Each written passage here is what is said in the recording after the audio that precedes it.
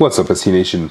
Welcome back to another video. So I'm experimenting as usual with all these videos that I create, and I'm calling these segments that I'm doing like this from the heart, as in they're from the heart and they're zero edits. It's one take, and they're covering questions or concerns that I get quite often from a lot of different people, whether they're beginner SEs, trying to become SEs, or even advanced SEs.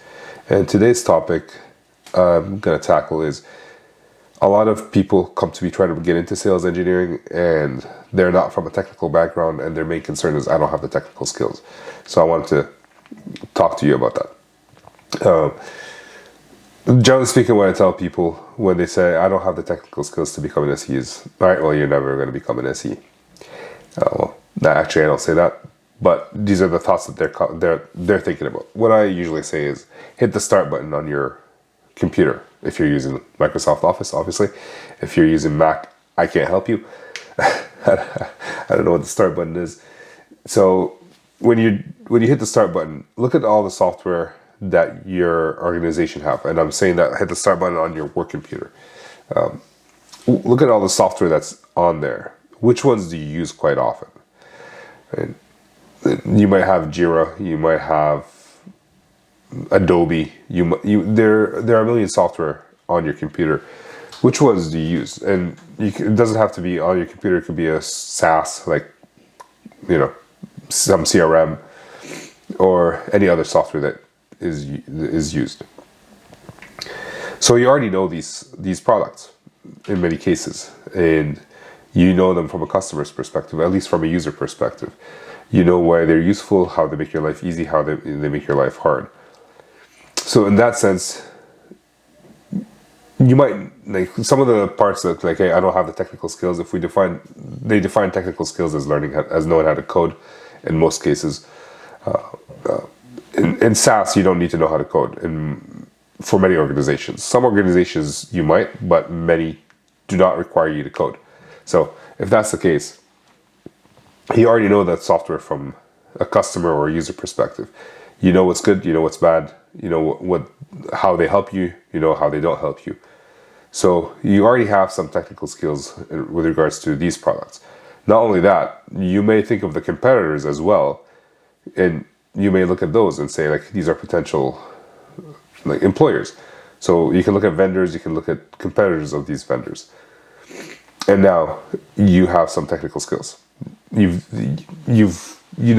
have some technical know-how, and I have to say that it's easier to teach technology than it is to teach human relations, because, and some might disagree with me here, and I respectfully disagree with them right back, because technology, it's logic in most cases. Sometimes there's a bug that's illogical, but in most cases technology is logic. When you're working with humans, from my experience, most of the time are not logical. So you're going to have to deal with that. So if you have a background as a SDR or in sales, whether it's retail or B2B or B2C sales, and you know how to deal with humans, that gives you a leg up on someone who could be like me in the past, where I was a techie and I didn't like to talk to people. So that gives you an advantage over a lot of people. And throughout the interview process, first off, to even get the interview process, if you're looking to apply online, yes, you're going to be ATS'd out of opportunities just because they have their requirements and they look through a bunch of stuff. But if you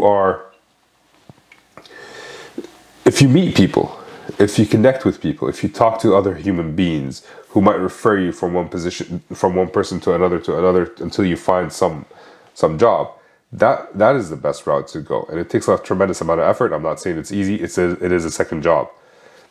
Finding a job is a job. So go through it, and you start meeting people. And once you start the interview process, you can always ask those questions, like, is knowing how to code important? Is knowing Linux or knowing whatever it is that they have on their list, like, can I learn that throughout the process? Is it a requirement that I know beforehand? And like, that's only if you're busy. If you have way too many opportunities in front of you, you can qualify yourself out. If not, you might have to convince them early on that you can learn this. Either way, you have to convince them you can learn this. But if they're not convinced, then you can qualify yourself out. So you can go through that. And it's happened to me where I've jumped on calls and they say like, oh, Ramsey, we need someone who knows Linux. So like, I'm not your guy. Or someone like, hey, or I've been on interviews where they say like, we can teach you Linux. And then at the end they say, well, Ramsey, we found someone who already knows Linux.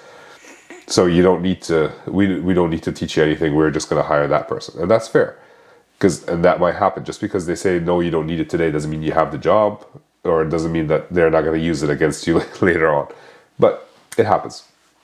So keep those in mind. You can apply to the companies that you use, like they're vendors of yours, or you can connect with the sales team there, or you can like from within your work, or you can connect with them outside, like through LinkedIn. So just because you don't have the technical skills as in code doesn't mean you're not going to get an SE job. There are many SEs who have had zero skills, like musicians. And I don't mean zero skills as in zero.